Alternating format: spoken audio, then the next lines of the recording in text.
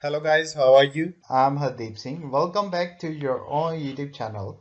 IELTS updates and recent exams. For more updates related to recent IELTS exam writing test topics, listening, reading, practice test, and speaking, you got guesswork. Please, guys, participate in everyday listening and reading practice test to achieve your desired band score in your actual IELTS exam. Please hit the like and subscribe button. Press the bell icon for the upcoming notifications. Don't forget like, subscribe and share my YouTube channel and my Facebook page, IELTS updates and recent exams. Part 1. You'll hear a lecturer talking to students about the ozone layer and CFCs. First, you have some time to look at questions 1 to 7.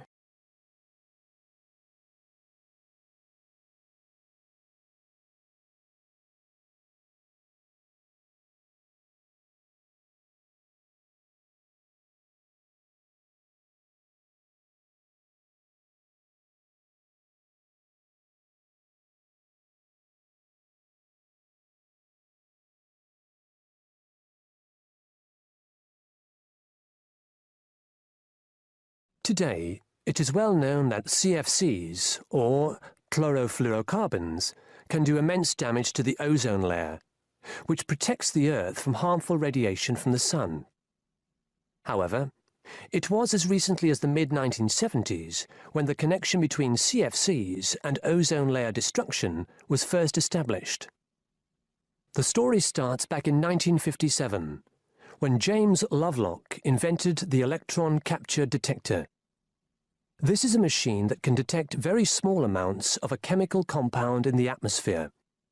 Indeed, using the machine, it was Lovelock who was the first person to detect the widespread presence of CFCs in the Earth's atmosphere. In 1973, Lovelock, on a research trip which he'd funded himself, measured the amount of CFCs in the atmosphere in the Arctic and in Antarctica, but unfortunately came to the wrong conclusion that CFCs are not harmful to the environment. Following on from this work, though, in 1974, Sherry Rowland and Mario Molina published the very first scientific paper on the connection between CFCs and ozone depletion.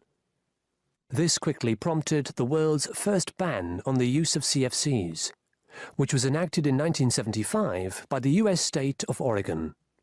Further bans followed. In 1978, the United States and several European countries banned the use of CFCs in spray cans. CFCs were still allowed to be used, though, for refrigeration and in solvents. It was in the mid-1980s that scientists in Antarctica observed a huge depletion in the ozone layer above them, often called the hole in the ozone layer. This led, in 1987, to the signing of the Montreal Protocol, which called for further reductions in the production and use of CFCs, and then, 2 years later, to a European Union agreement to ban the production of all CFCs by the end of the century. Before you hear the rest of the talk, you have some time to look at questions 8 to 10.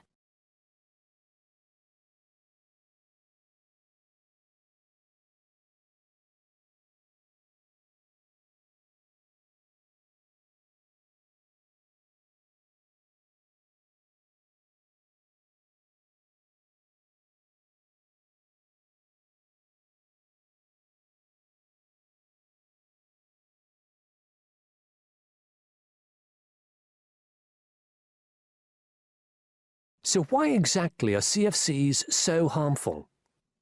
One of the reasons CFCs were so popular in the production of solvents and refrigeration coolants is that they are unreactive. That is, they don't react easily or at all with other chemical compounds. It's this property, however, that also makes them dangerous. Because they are unreactive, it's very difficult for them to be broken down. This gives them a long lifespan, more than 100 years in some cases, and allows them to rise into the upper levels of the atmosphere, the stratosphere, unchanged. There, ultraviolet radiation from the sun starts to break them down, freeing the chlorine atoms from the CFCs. It's this chlorine that helps destroy the ozone there. That is the end of part 1. You now have half a minute to check your answers.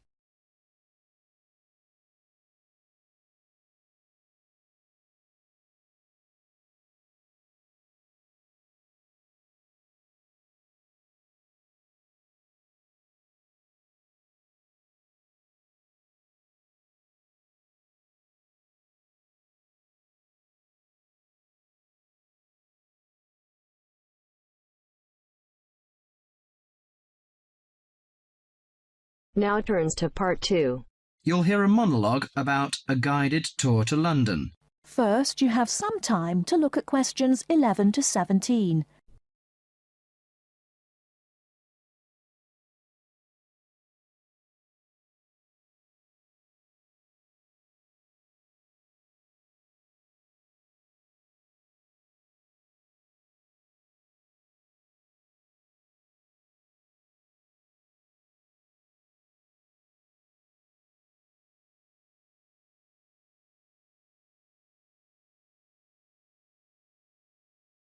Hello, can I just have your attention for a minute? Thank you. My name is Mary Golding. Some of you may recognize me. I used to be a lecturer here at the college, but I changed jobs last year and now I work as the student officer. Okay, well, I'm in today to tell you about a guided tour that we've got going to, London.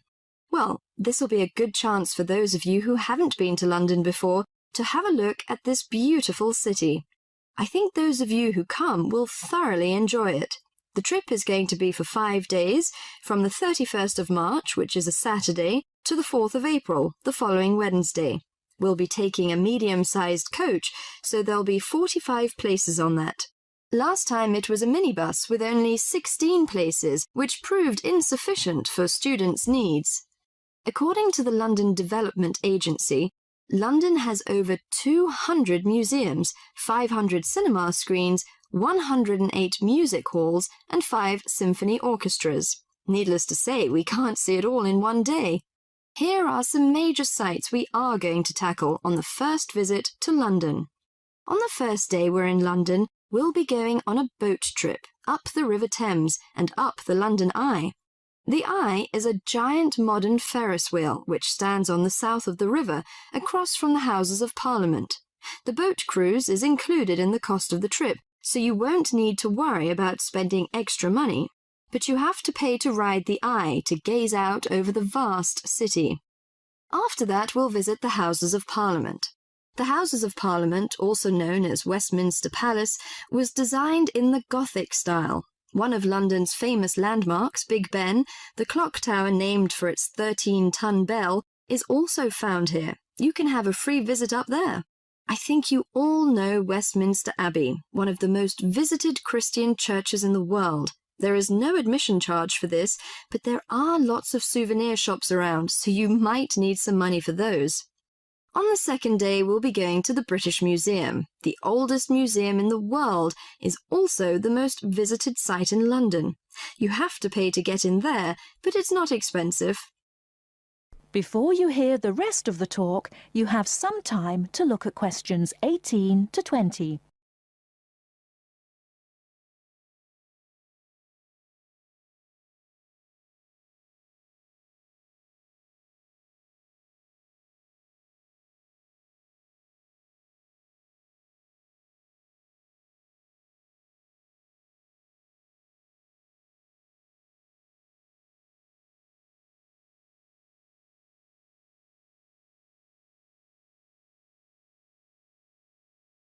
Also the most visited site in London. You have to pay to get in there, but it's not expensive. The museum's newly constructed £100 million Great Court, a 2-acre square enclosed by a glass roof, is the largest covered public square in Europe. It is called the Great Court. On the third day, you'll be free to do whatever you like. Personally, I recommend the Natural History Museum. It has over 68 million specimens. Fun exhibits include the Blue Whale exhibit, Rainforest Gallery, Earthquake Experience, and dinosaur displays. The Globe Theatre is a place worthy of visiting. The original Globe Theatre, where actors performed William Shakespeare's plays, burned down in 1613. The newly reconstructed Globe, however, copies original drawings of the 16th century's building's details and uses many of the same techniques and materials. Theatregoers can see performances of Shakespeare's plays, such as Romeo and Juliet and Much Ado About Nothing. If you'd like, can you sign up on this form on the student notice board by Friday? It'll be first come, first served. That is the end of part 2. You now have half a minute to check your answers.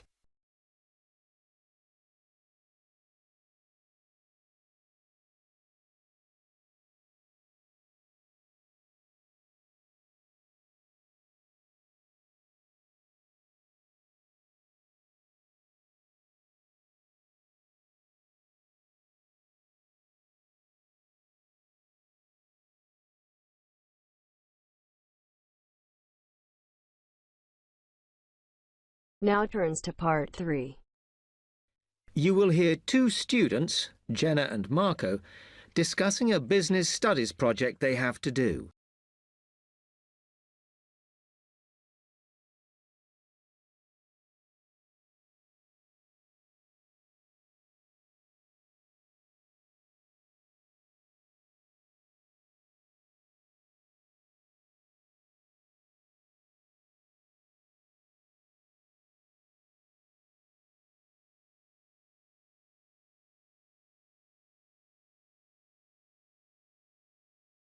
Come on, Marco. We've got to get on and sort out this project for Professor Buckley. Hang on. I want to make sure we've got all the information. Now, where are we?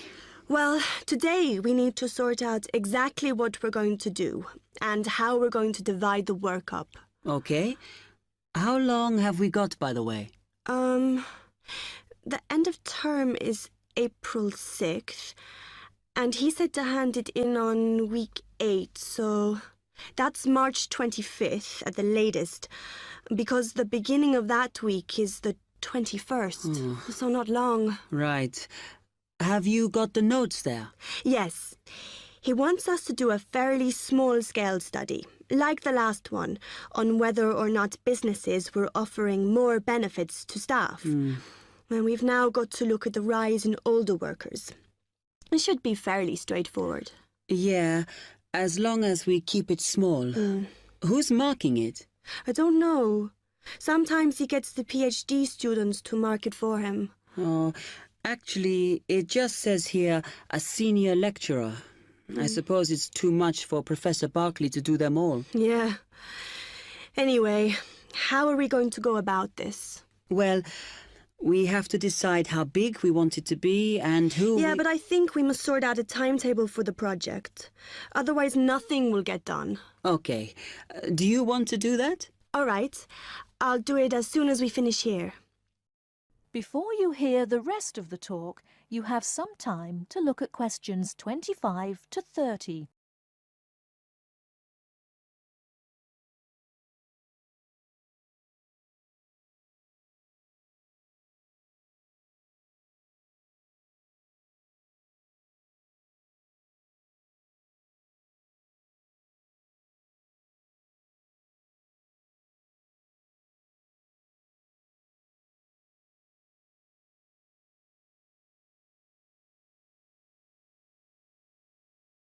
Okay. What do we have to do now for the project? What's the best way to go about it? Well, Professor Carter suggested we set up a focus group to get some in-depth interviews, but I think that'll take a lot of time. Yeah, I agree. If we did a focus group, we'd have to spend time deciding who to include in it, and it's not necessary to do one anyway. Oh, fine. And if you agree, I think we should get in touch with the businesses on the list Professor Carter gave us and ask them if they're prepared to participate. Sounds good. Then we can go there, give them questionnaires and collect them later. Exactly. Okay. Then do we need to book one of those study rooms in the library so we can work together to input the data? Perhaps not, as I guess just one of us could just sort it out actually. Yes, that would be easier. A lot of what we're doing is qualitative, so it'll be writing up rather than statistics. No software for that, I'm afraid. And I think it would look better if we had actual shots of some of the staff, because we're citing appearance as a factor in employability, aren't we? Yeah, okay. I'll factor that all in when I sort everything out tonight. I'm glad we decided to work together. I think it's going to work out well. Yes, well, given that we had to work in pairs on this project, I think we were right to choose each other. We complement each other academically, as we're each good at what the other isn't. In fact, we should have tried working together before. Yes. Now, how shall we split the work?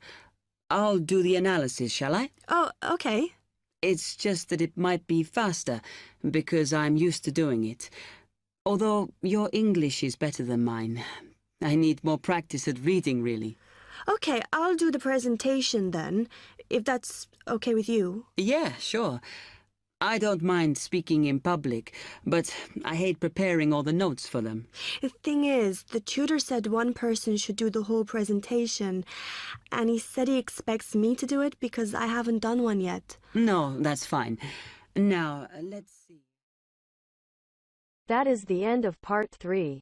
You now have half a minute to check your answers.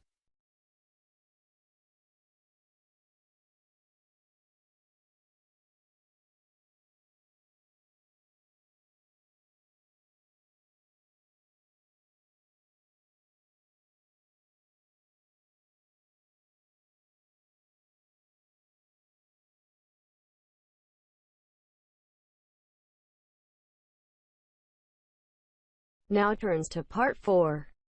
For my project, I chose to look at a subject which has interested me for a long time. Why is it that some people are much happier than others? More upbeat and optimistic? First, you have some time to look at questions 31 to 40.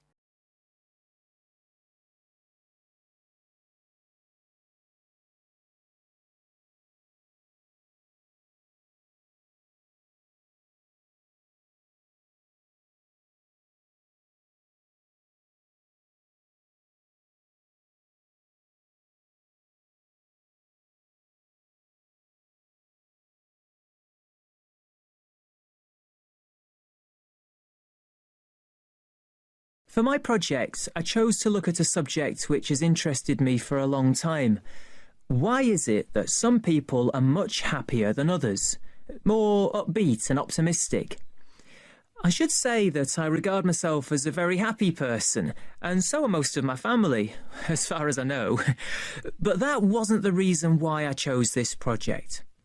Some people think that nowadays we're becoming more depressed than we used to be. But I'm not convinced by that, and I came across some interesting research which tries to look at the subject from a positive point of view. It emerged from a movement called the science of well-being, and I decided I wanted to investigate it for my project because it involves several different types of factors. It can be viewed not just from the mental or physical side, but also from the social perspective. Now, in a large-scale study of several thousand people of different ages, researchers found 3 main characteristics which appeared again and again in people who identified themselves as happy. The most significant factor was that you don't have to be someone who does something brilliant, discovers penicillin or composes a symphony, for example.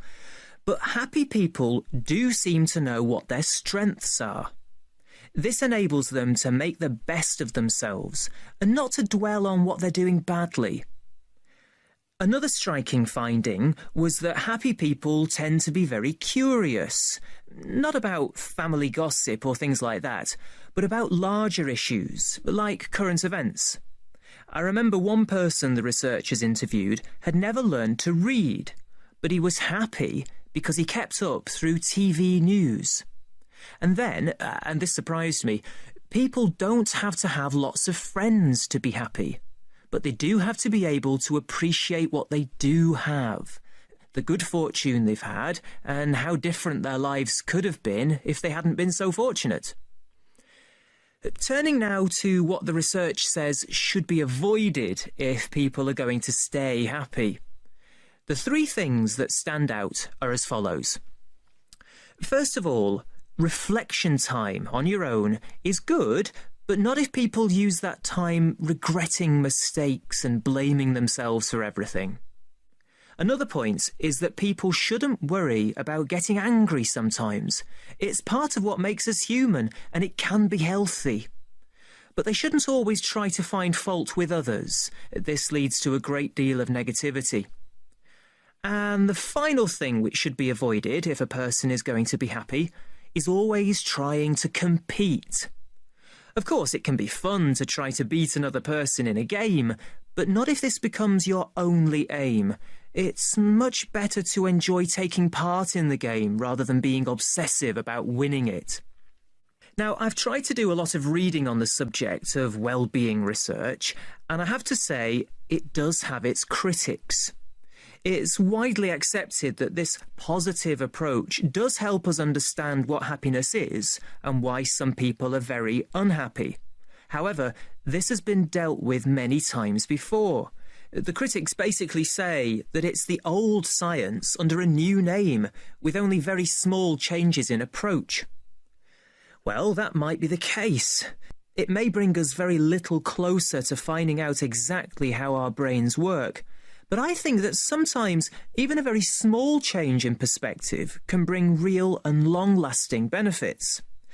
Above all, I feel that well-being research might help us to move away from simply prescribing drugs for depression. It helps us to explore alternative ways of dealing with unhappiness. I'd like to finish my short presentation by mentioning one of the people who was interviewed by the research team. Ada Clark is exactly 100 years old and still going strong, still giving piano recitals in her local town. She regards herself as a very happy person, and that this positive spirit has kept her healthy over her long life. But the reason I'm mentioning her now is because not one of the factors she says makes her happy is on the list I mentioned before. Every human life is unique, and we cannot guarantee what will make each one of us happy. That is the end of part 4. You now have half a minute to check your answers.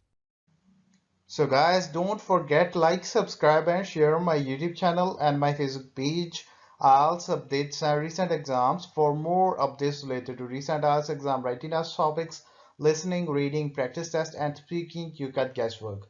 Please guys, participate in everyday new IELTS listening and reading practice tests to achieve your desired band score in your actual IELTS exam. For more IELTS material, visit my official website www.ieltsupdatesandrecentexams.com. The link is given below in the description. If you need PDF files of latest IELTS material, then please join my Telegram channel. So guys, please write your score below the comment section. Again, thanks for listening. God bless you all guys. Stay tuned, stay safe.